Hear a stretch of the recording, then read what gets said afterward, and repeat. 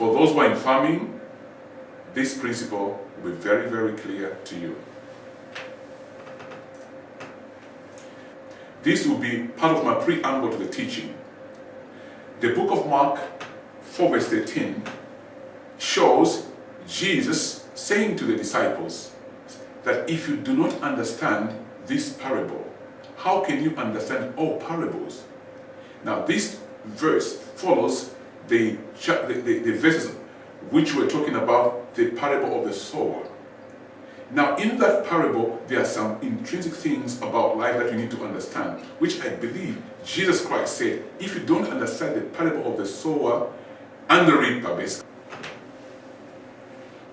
Now, in order to understand how life works, or how this teaching will culminate, I want us to look at several components that are found in the parable.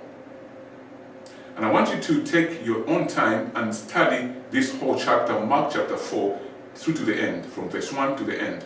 At some point, I'll recap Mark chapter 4, verse 13 to 25. I'll look at those aspects. But let us look at the components involved in this teaching.